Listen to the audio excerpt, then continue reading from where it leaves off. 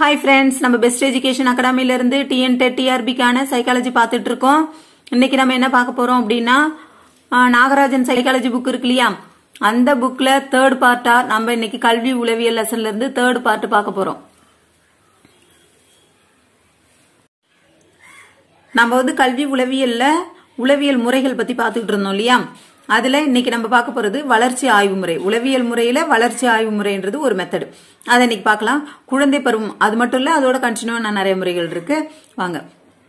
குழந்தை பருவம் தொடங்கி ஒருவன் வந்து முதிர்ச்சி அடைய அவனுடைய பண்புகளும் நடத்தை கோலங்களும் எப்படி வளர்ச்சி அடைகின்றன, எவ்விதங்களில் மாறுபாடு அடைகின்றன என்பனவற்றை அறிய வளர்ச்சி உதவுகிறது. ஒரு மனிதனுடைய வளர்ச்சி குழந்தை பருவத்திலிருந்து முதிர்ச்சி அடைகிற வரைக்கும் நம்ம நோட் பண்ணோம்னா அவனுடைய பண்புகளும் நடத்தை கோலங்களும் எப்படி எப்படிலாம் மாறுபாடு அடையுது அப்படின்றது அவன் வளர்ச்சி அடைகிறத பொறுத்து நம்ம கண்டுபிடிக்கலாம் அப்படின்றது தான் இந்த வளர்ச்சி ஆய்வு முறை. இதுல பாத்தீங்கன்னா 2 ஆய்வு முறை இருக்கு. வளர்ச்சி முறையிலே எத்தனை இருக்கு? 2 இருக்கு. அது என்னன்னா நீள் ஆய்வு முறைன்னு ஒண்ணு இருக்கு, அடுத்தது குறுக்கு ஆய்வு முறை அப்படின்னு ஒண்ணு இருக்கு. ஓகேவா? அதாவது நீள் ஆய்வு முறைனா ஒரே வளர்ச்சி படிநிலையில் உள்ள பல குழந்தைகள் தொடர்ந்து பல ஆண்டுகள் உற்று நோக்குவது நீள் ஆய்வு முறை அப்படின்னு சொல்றாங்க.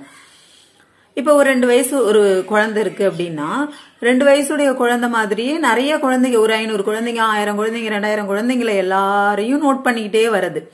அது எப்படின்னா அது ஒரு வருஷம் மட்டும் கிடையாது, பல வருஷங்கள், ஒரு 15 வயசு வரைக்கும் இல்ல 20 வயது வரைக்கும் இல்ல எண்டு வரைக்கும், அதாவது அவங்க முதிர்ச்சி அடைகிற வரைக்கும் இதே மாதிரி நோட் பண்ணிக்கிட்டே பல ஆண்டுகள் நோட் பண்ணிக்கிட்டே இருந்து அதை பத்திய குறிப்பை எடுக்கிறது. இதான் வளர்ச்சி ஆய்வு முறை. இதுல கரெக்டா சொல்லணும்னா நீள் ஆய்வு முறை அப்படின்னு சொல்றாங்க. இத எக்ஸாம்பிளுக்கு சொல்லணும்னா ஹார்வர்ட் வந்து வளர்ச்சி ஆராய்ச்சியில 3500 குழந்தைகளை 12 ஆண்டுகள் தொடர்ச்சியாக பல்வேறு உடல் உள பண்புகளில் மதிப்பிடப்பட்டனர். பியாஜேயின் ஆராய்ச்சியும் இம்முறைப்பட்டதாகும் அப்படின்றாங்க. அதாவது பியாஜேன்னு ஒரு சைக்காலஜிஸ்ட் இருக்காரு, அதே மாதிரி ஹார்வர்ட் இருக்காரு இல்லையா. ஹார்வர்ட் என்ன செஞ்சிருக்கிறாரு, 3500 குழந்தைகளை எடுத்துக்கிட்டு 12 வருடங்கள் தொடர்ச்சியா அவங்களுடைய உடல் பண்புகள் வளர்ச்சி அடைகிறது, உள பண்புகள் வளர்ச்சி அடைகிறது எல்லாத்தையும் மார்க் பண்ணிக்கிட்டே வந்திருக்கிறார், நோட் பண்ணிக்கிட்டே குறிப்பெடுத்துக்கிட்டே வந்திருக்காரு. அவருடைய வளர்ச்சி நம்ம படிக்கும்போது பார்க்கலாம். ஓகே, அதே மாதிரியே அவருடைய பண்பை ஃபாலோ பண்ணவர் தான் பியாஜேவும். பியாஜேவினுடைய ஆராய்ச்சியுமே இந்த குழந்தைகளை, அதாவது அவருடைய ஆராய்ச்சியும் இதுல என்ன சொல்லணும், நீள் ஆய்வு முறை தான் அப்படின்னு சொல்லலாம். அப்ப நீள் ஆய்வு முறையை ரிசர்ச் பண்ணவங்க யாருன்னா ஹார்வர்ட் அண்ட் பியாஜே 2. நெக்ஸ்ட், பல வளர்ச்சி நிலைகளில் உள்ளவரது நடத்தையை கவனித்து ஒப்பு நோக்கல் குறுக்கு ஆய்வாகும். பல வளர்ச்சி நிலைகள்ல இருப்பாங்க. ஒருத்தருக்கு 2 வயசு இருக்கும், ஒருத்தருக்கு 3 வயசு இருக்கும், ஒருத்தருக்கு 10 வயசு இருக்கும். இதே மாதிரி டிஃப்ரெண்டான கேட்டகரியில உள்ள குழந்தைகளை எடுத்துக்கிட்டு அதுல ஆய்வு செய்யறது, அதுக்கு பேர் வந்து குறுக்கு ஆய்வு அப்படின்னு சொல்றாங்க. ஃபர்ஸ்ட் நீள் ஆய்வுன்றது ஒரே வளர்ச்சி படிநிலையில இருக்கிற குழந்தைகள். 2 வயசுனா 2 வயசு, 5 வயசுனா 5 வயசு, ஒரே வயது உள்ள 3500 குழந்தைகள் எடுத்துக்கிறாங்கன்னு வச்சுங்களேன்.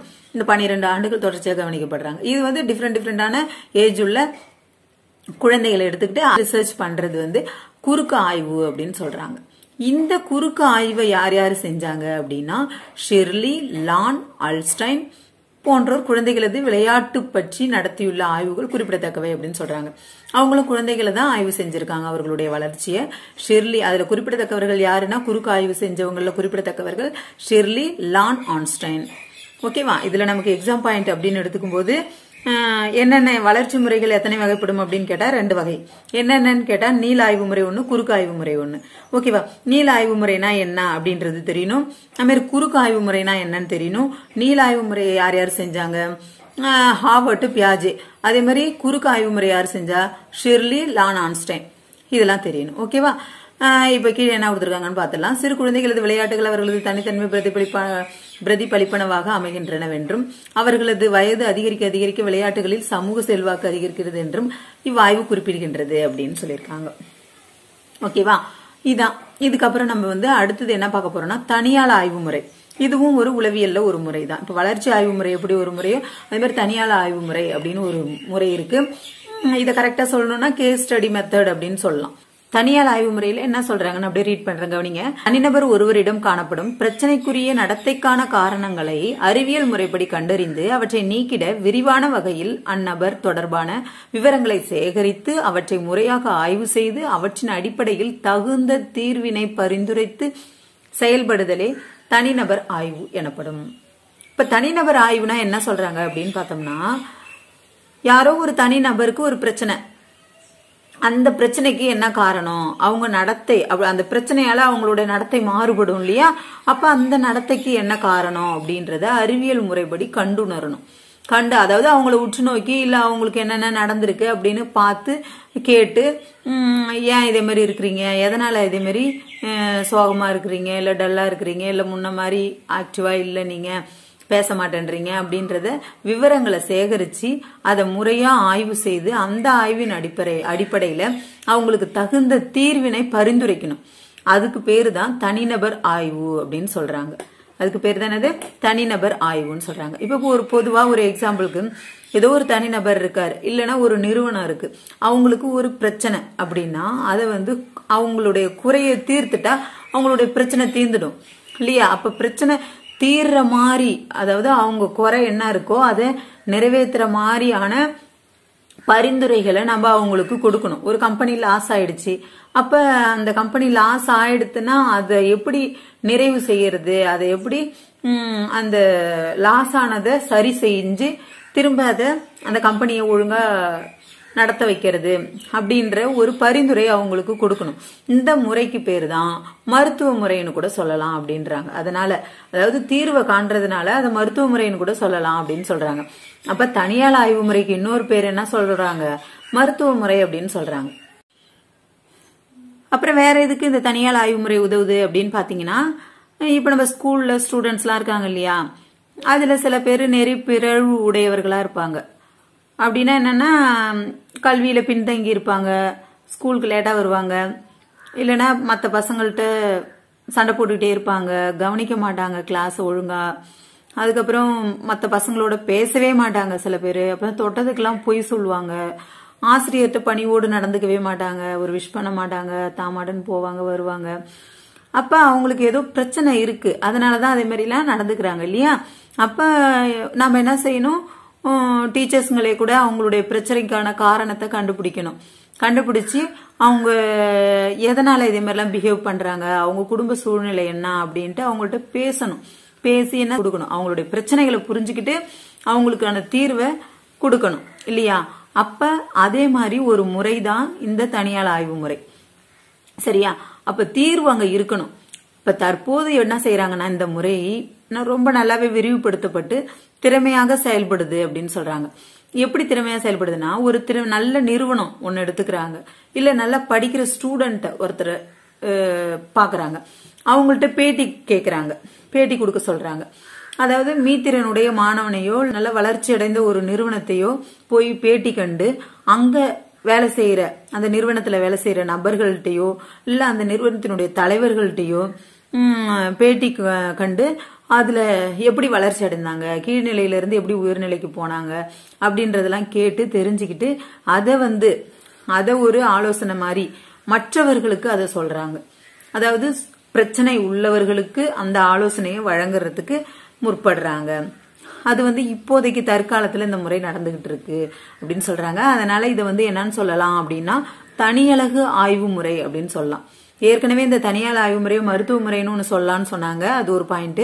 நெக்ஸ்ட் இப்ப தனியலகு ஆய்வு முறை அப்படின்னு சொல்லலாம்னு சொல்லி 2வது பாயிண்ட் சொல்லியிருக்காங்க. அதே மாதிரி இந்த தனியால் ஆய்வு முறைக்கு எடுத்துக்கொள்ளப்படுறது என்னவா இருக்கும், தனியால் ஆய்வு முறைக்கு எடுத்துக்கொள்ற ஒரு ஆப்ஜெக்ட் இல்ல ஒரு பொருள் அப்படின்னு பார்க்கும்போது இந்த இடத்துல மனுஷன் இல்லையா. அப்ப மனிதர் என்னவா இருக்கும் அப்படின்னா, ஒரு தனி நபரா இருக்கணும், இல்ல ஒரு தனி நிறுவனமா இருக்கணும் அப்படின்னு சொல்லியிருக்காங்க. அப்படி எடுத்துக்கிற அந்த தனி நபர் நல்ல உயர்ந்த நிலையில இருக்கிறவரா இருக்கலாம், இல்ல ஒரு நெறி பிறழ்வு உடையவர்களா இருக்கலாம். ஓகேவா. 2 விதமானவங்களை ஆய்வுக்கு நம்ம எடுத்துக்கலாம் அப்படின்னு சொல்லியிருக்காங்க. இப்ப நமக்கு இதுல எக்ஸாம் பாயிண்ட் அப்படின்னு பார்க்கும்போது, தனியலகு ஆய்வில் விவரங்களை சேகரிப்பதற்கு உற்று நோக்கல், பேட்டி, தர அளவுகோல், நுண்ணறிவு சோதனை, நாட்ட சோதனை, வினாவரிசை, கவர்ச்சி பட்டியல், மனப்பான்மை அளவுகோல்கள், ஆளுமை சோதனைகள் போன்றவை தனியாகவோ இணைந்தோ பயன்படுத்தப்படும் அப்படின்னு சொல்றாங்க. இந்த தனியலகு ஆய்வுல விவரங்களை சேகரிப்பதற்கு என்னென்ன முறை பயன்படுத்துறாங்கன்றது தான் இந்த முறையெல்லாம் கொடுத்திருக்காங்க. இப்ப இப்படி எல்லாம் சேகரிச்சு வச்சிருக்காங்க இல்லையா விவரங்கள். இந்த விவரங்களை எப்படி அவங்க ஆய்வுக்கு உட்படுத்துவாங்கன்னா, ஃபர்ஸ்ட் அதாவது இந்த பிரச்சனைகளுக்கு உட்படுறதுக்கு முன்னாடி அவங்களுடைய நிலைமை எப்படி இருந்தது, இப்ப எப்படி இருக்கு, அவங்களுடைய ஃபியூச்சருடைய பிளான் என்ன, எப்படி இருக்கணும்னு ஆசைப்பட்டாங்க, இது மூன்றையும் வச்சுதான் அவங்களுக்கு தீர்வு காணுவாங்க. அதனால இந்த தனியலகு ஆய்வை எப்படி சொல்றாங்கன்னா நீண்ட திரள் பதிவேட்டு ஆய்வு முறை அப்படின்னு வர்ணிப்பதும் உண்டு அப்படின்னு சொல்லியிருக்காங்க. அப்ப நீண்ட திரள் பதிவேட்டு ஆய்வு முறை அப்படின்னு சொல்றாங்க. இப்ப இதுலயே நமக்கு பார்த்தோம்னா எக்ஸாம் பாயிண்டா தனியால் ஆய்வு முறையை 3 விதமா நமக்கு சொல்லியிருக்காங்க. என்னென்ன விதம்னா ஃபர்ஸ்ட் நம்ம பார்த்தது மருத்துவ முறைன்னு ஒன்று சொன்னாங்க, அதுக்கப்புறம் தனியலகு ஆய்வு முறைன்னு ஒன்று சொன்னாங்க, அப்புறம் லாஸ்டா நீண்ட திரள் பதிவேட்டு ஆய்வு முறை அப்படின்னு 3 பேர்கள்ல இது சொல்லியிருக்கிறாங்க. நெக்ஸ்ட் பாத்தீங்கன்னா தனியால் ஆய்வில் இடம்பெறும் படிநிலைகள்னு சொல்லிட்டு ஒரு 5 கொடுத்துருக்காங்க. இதுல ஒவ்வொன்றும் என்னன்னா ஃபர்ஸ்ட் பிரச்சனைக்குரிய அளவை தெரிவு செய்தல்ன்றாங்க. பிரச்சனைக்குரிய அளவை தெரிவு செய்தல் அப்படின்னா நமக்கு வகுப்புல ஒரு வன்முறையில ஈடுபடுற ஒரு மாணவனை எடுத்துக்கிறோம், அவனுடைய வளர்ச்சி, அவனுடைய படிப்புல எந்த அளவு ஈடுபாடு இருக்கு, இல்லமா அவனுடைய தேர்ச்சி விகிதம் இதெல்லாம் நோட் பண்ணும் அப்படின்னு சொல்லியிருக்காங்க. இதான் இதனுடைய பிரச்சனைக்குரிய அளவை தெரிவு செய்தல்ன்றது. அடுத்தது பார்த்தோம்னா செகண்ட் என்ன கொடுத்திருக்காங்கன்னா தேர்ந்தெடுத்த அலகு குறித்த தகவல்களை பல்வேறு வழிகளில் திரட்டுதல் அப்படின்றாங்க. அப்படி அந்த நெறி பிறழ்வு உள்ள மாணவனை நம்ம எடுத்துக்கிட்டோம் இல்லையா, அவனை பத்திய குடும்ப சூழ்நிலை, அவனுடைய ஃப்ரெண்ட்ஸு, அவனுடைய குடும்ப அந்தஸ்து, அவனுடைய குடும்ப உறவு முறைகள், அவனுக்கு பிடிச்ச விளையாட்டு, கேளிக்கை, விருப்பம் அப்படின்னு அவனுடைய ஆளுமை, அதெல்லாம் பத்தி நம்ம செய்திகளை திரட்டணும். அதுதான் பல்வேறு வகையில அவங்களுடைய தகவல்களை திரட்டுதல் அப்படின்றது செகண்ட் பாயிண்ட். தேர்ட் பாயிண்ட் என்ன கொடுத்திருக்காங்க அப்படின்னு பார்க்கும்போது பிரச்சனைக்கான காரணங்களை ஊகித்தல். அப்ப இது எல்லாத்தையும் தெரிஞ்சுக்கிட்டு இந்த பிரச்சனையாலதான் இவன் குடும்ப சூழ்நிலை இப்படி இருக்கிறதுனாலதான் இந்த செயலை செய்யறான் அப்படின்ற மாதிரி நம்ம தெரிஞ்சுக்கணும். அதான் ஊகித்தல். இப்ப இந்த இடத்துல நமக்கு எக்ஸாம்பிளுக்கு என்ன கொடுத்திருக்காங்கன்னா ஒரு அப்பா இல்லாத ஒரு குழந்தை அம்மா கிட்ட மட்டும் வளர்ந்துருக்கு, அதனால அம்மா பேச்சை கேட்காம இதே மாதிரியான செயல்களில் ஈடுபடுது, அதனாலதான் ஒழுங்கா படிக்க மாட்டேன்றான், இல்ல அவங்களுடைய ஃப்ரெண்ட்ஸனுடைய சகவாசம் சரியில்லாத தோழர்களோட பழகிறதுனாலதான் இந்த நிலைமையில இருக்கிறான் அப்படின்ற மாதிரியான அவனுடைய சூழ்நிலைகளை கண்டுபிடிச்சு அதனுடைய காரணங்களை நம்ம ஊகித்து அறிஞ்சிக்கணும். ஓகேவா? அடுத்தது என்ன சொல்றாங்கன்னா பிரச்சனையை சீர் செய்யும் முறைகளை நம்ம வகுத்து கொடுக்கணும். இந்த பிரச்சனைக்கெல்லாம் இதே மாதிரி ஃப்ரெண்ட்ஸ் இருக்கிறதுனால தான் காரணம், இல்லை அவனுடைய பணப்பற்றாக்குறை தான் காரணம் அப்படின்னு நம்ம ஏதோ ஒன்று கண்டுபிடிச்சு வச்சிருக்கோம் இல்லையா, அதை அவனுக்கு சரி செஞ்சு கொடுக்கணும். அந்த பிரச்சனைன்னு என்னன்னு கண்டுபிடிச்சோமோ அதை சரி பண்ணி அவனுக்கு பிரச்சனைக்கான தீர்வை நம்ம பண்ணி கொடுக்கணும். அதுதான் இங்க என்ன கொடுத்துருக்காங்கன்னா உதாரணமா மாணவரை உளவியல் ஆலோசனைக்கு உட்படுத்துதல்.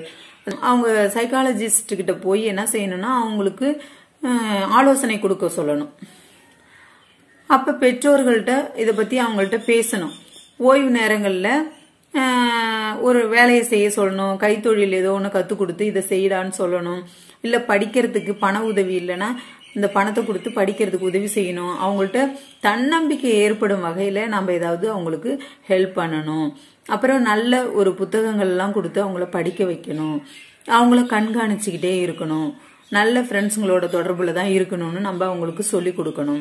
இது எல்லாம் அவங்களுக்கு பிரச்சனைக்குரிய தீர்வா அமையும். ஓகேவா?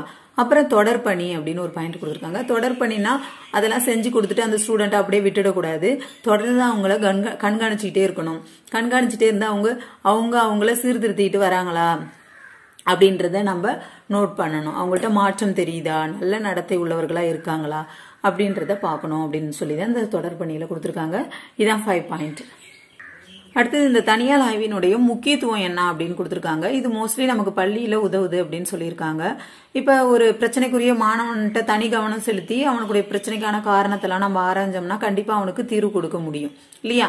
அதனால என்ன செய்யலாம், மனிதவள இழப்பை தவிர்க்க முடியும் அப்படின்னு சொல்றாங்க. அப்ப ஸ்கூல்ல இது இம்பார்ட்டண்டா யூஸ் ஆகுது அப்படின்னு சொல்லியிருக்காங்க தனியால் ஆய்வு முறை. அடுத்தது இப்படி நம்ம தனியால் ஆய்வு முறை செய்யறதுனாலதான் யார் யாருக்கு, அதாவது எந்தெந்த ஸ்டூடெண்ட்டுக்கு உதவி தேவைப்படுதுன்னு கண்டுபிடிச்சு அவங்களுக்கு ஹெல்ப் பண்ணலாம் அப்படின்னு சொல்றாங்க. அதுக்கப்புறம் அதாவது அந்த கேஸ் ஸ்டடியை மேற்கொள்றவங்க, அந்த தனியார் ஆய்வு மேற்கொள்றாங்க இல்லையா, அந்த அறிவுரையாளர் கண்டிப்பா எடுத்த உடனே ஒரு தப்பு ஒரு ஸ்டூடெண்ட் செஞ்சுட்டானா அவங்களுக்கு அட்வைஸ் மட்டும் பண்ணக்கூடாது. அட்வைஸ் பண்றதுக்கு முன்னாடி சூழ்நிலைகள், அவனுடைய குடும்ப சூழ்நிலை அப்படின்னு அவன்கிட்ட ஏதாவது பேச்சு கொடுத்து அவனை பற்றிய முழு விவரங்களை தெரிஞ்சுக்கணும். தெரிஞ்சுக்கிட்டு அதனாலதான் இதை செஞ்சான்னு நம்ம தெரிஞ்சு மனசுக்குள்ள வச்சுக்கிட்டு அதுக்கப்புறம் அதுக்கு தகுந்த மாதிரியான அட்வைஸ அவன்கிட்ட கொடுக்கணும். அப்படி கொடுக்கும்போது மட்டும்தான் அவங்க செஞ்ச அந்த அறிவுரை பகிர்தல்ல வெற்றி பெற முடியும். அப்ப அவங்க கொடுக்குற அறிவுரையை அப்பதான் அந்த ஸ்டூடெண்ட்டும் ஏற்றுக்கிட்டு நல்வழியில இருப்பான் அப்படின்னு சொல்றாங்க. இதுக்கப்புறம் பாத்தீங்கன்னா சிறந்த தனியார் ஆய்வின் இயல்புகள் அப்படின்ட்டு கொஞ்சம் இந்த பேஜ் ஃபுல்லுமே கொஞ்சம் கதை மாதிரி தான் கொடுத்துருக்காங்க. எக்ஸாம் பாயிண்டா ஒன்றும் இல்லை, அதனால நம்ம எக்ஸாம் பாயிண்ட் உள்ளதுல மட்டும் பார்க்கலாம். நெக்ஸ்ட் பார்ப்போம் நம்ம. அடுத்தது பாத்தீங்கன்னா நமக்கு இருக்கிறது வினாவரிசை முறை. இப்ப வினாவரிசை முறையில என்னென்ன கொடுத்துருக்காங்க அப்படின்னு பார்க்கலாம். இப்ப வினாவரிசை முறை. வினாவரிசை முறையில வினாவரிசை முறை எது இதுல பயன்படுத்துறாங்க அப்படின்னு பார்த்தோம்னா உளவியல்லையும் சமூகவியல்லையும் பெருமளவுல பயன்படுத்துறாங்கன்னு சொல்றாங்க. அப்படின்னா வினாவரிசை முறைனா என்ன அப்படின்னா, ஏதோ ஒரு நிகழ்ச்சியை பற்றி நம்ம கொஸ்டின் கேட்கிறோம்னா அந்த கொஸ்டினுக்கு ஆம், இல்லை, நிச்சயமாக அப்படின்னு தான் பதில் சொல்லணும். அதாவது டீட்டெயிலா சொல்லக்கூடாது, ஒரு வார்த்தையிலே பதில் சொல்லிடணும். அதான் வினாவரிசை முறை அப்படின்னு சொல்றாங்க. இந்த வினாவரிசை முறைய உளவியல் ஆராய்ச்சியை முதல்ல யார் பயன்படுத்தினாரு அப்படின்னு கேட்டா பிரான்சிஸ் கால்டன் தான் பயன்படுத்தியிருக்காரு. இப்ப வினாவரிசை முறைன்னு யார் ஞாபகம் வரணும் நமக்கு? Francis Galton. ஓகேவா? அப்ப ஞாபகம் வச்சுங்க, வினாவரிசை முறை பிரான்சிஸ் கால்டன். இதான் நமக்கு எக்ஸாம் பாயிண்ட். அதாவது பொதுவாக வினாவரிசை முறையை எப்பப்ப எந்தெந்த சந்தர்ப்பத்தில் பயன்படுத்தலாம் அப்படின்னு கீழே கொடுத்திருக்காங்க. ஃபர்ஸ்ட் என்ன சொல்றாங்கன்னா, குறுகிய காலத்திற்குள் நிறைய வினாக்களுக்கு பதில் சொல்ல வேண்டிய நிலைமை ஏற்பட்டுச்சுன்னா அப்ப சொல்லலான்றாங்க. அப்புறம் ஆராய்ச்சிக்கு உதவக்கூடியவர்கள் பக்கத்துல இல்ல, வேற எங்கேயோ இருக்காங்க அப்படின்ற நிலைமை ஏற்படும் போது இதே மாதிரி வினாக்களை கேட்கலாம் அப்படின்னு சொல்றாங்க. அப்புறம் உடனடியாக கிடைக்காத அல்லது நமது தேவைக்கு ஏற்ப தொகுக்கப்படாத விவரங்களை தேடி பெற வேண்டிய நிலைமை ஏற்பட்டுச்சுன்னா கேட்கலான்றாங்க. அப்புறம் தனிப்பட்டவரோடு நெருங்கிய தொடர்பற்ற பொதுப்படையான விவரங்கள் தேவைப்படும் நிலைமையில கேட்கலான்னு சொல்றாங்க. தனி மனிதர்களை ஒருவரோடு ஒருவர் ஒப்பிட வேண்டிய நிலைமை ஏற்படும் போது கேட்கலான்னு சொல்றாங்க. அடுத்து குழுக்களை ஒப்பிட்டு முடிவெடுக்க வேண்டிய நிலைமை ஏற்பட்டுச்சுன்னா அந்த கேள்விகளை பயன்படுத்தலாம், வினாவரிசை முறையை பயன்படுத்தலாம் அப்படின்னு சொல்றாங்க. ஓகேவா? இந்த வினாவரிசை முறை என்னென்ன வகையா சொல்றாங்க அப்படின்னு பார்த்தோம்னா, ஆளுமை வினாவரிசை, மனப்பான்மை வினாவரிசை போன்ற வினாவரிசைகள் சொல்றாங்க, உளவியல் ஆய்வுகள்ல பயன்படுத்துறாங்க அப்படின்னு சொல்றாங்க. ஆளுமை வினாவரிசை, மனப்பான்மை வினாவரிசை. இதுல இன்னொன்னு வாக்கெடுப்பு அப்படின்றது கூட ஒரு வினாவரிசை முறையை சார்ந்ததுதான் அப்படின்னு சொல்றாங்க. ஓகேவா? அப்ப நமக்கு வினாவரிசை முறையை சார்ந்தது எது அப்படின்னு சொல்லிட்டு கீழே வாக்கெடுப்பு அப்படின்னு ஒரு ஆப்ஷன்ல ஆன்சர்ல கொடுத்திருந்தாங்கன்னா வாக்கெடுப்புன்றது வினாவரிசை முறை தான் கரெக்ட் ஆன்சர். அதனால அதை மார்க் பண்ணணும். அடுத்தது பாத்தீங்கன்னா வேற்றுமை முறை கொடுத்திருக்காங்க. வேற்றுமை முறையில சொல்லணும்னா, வேற்றுமைன்னும் போதே நமக்கு தெரியுது, எல்லாம் ஒரே மாதிரி இருக்கும்போது ஒண்ணு மட்டும் வேறையா இருந்ததுன்னா அது வேற்றுமைப்பட்டது இல்லையா, வேறுபட்டது. அதான் இங்க வேற்றுமை முறை. அதாவது இயற்கையாக நிறைய செயல்கள் நடந்துகிட்டே இருக்கு, அது எல்லாமே ஒரே மாதிரியா இருக்கு, இயற்கையிலேயே ஒண்ணு மட்டும் வேறுபட்டு இருந்ததுன்னா அது வேறுபாடு. அதுதான் இங்க சொல்லியிருக்காங்க. இதுல எக்ஸாம்பிள் சொல்லணும்னா, அதாவது இங்க சொல்றது அப்படியே படிச்சு காட்டுறேன். பிறக்கும்போது உட்கொள்ள போதிய அளவு பிராணவாயு இன்றி காணப்படும் நிலை ஒரு குழந்தைக்கு ஏற்படுது அப்படின்னா அதனுடைய வளர்ச்சிக்கு நிரந்தரமான ஊறு விளைவிக்க கூடியதா என்பது பற்றி முடிவெடுக்க தவிர்க்க இயலாத காரணங்களினால் நிலை பிறந்து வளரும் குழந்தைகளை பிற குழந்தைகளுடன் ஒப்பு நோக்கி முடிவு செய்தல் வேற்றுமை முறைக்கு எடுத்துக்காட்டு அப்படின்னு சொல்றாங்க. அதாவது இயற்கையா குழந்தை பிறகுதுன்னா எப்படி இருக்கும், ஆரோக்கியமா இருக்கணும். ஒரு குழந்தை மட்டும் மூச்சு திணறலோட இருக்குது அப்படின்னா அப்ப மற்ற குழந்தைகளுக்கு இது வேறுபட்ட குழந்தை இல்லையா, அப்படிதான் வேற்றுமை முறையை பிரிக்கிறோம் அப்படின்னு சொல்லியிருக்காங்க. இதுல வேற ஒன்றும் பெருசா இல்ல. Okay friends, thank you. நெக்ஸ்ட் கிளாஸ்ல நம்ம உளவியல் பிரிவுகளை பத்தி பார்க்கலாம்.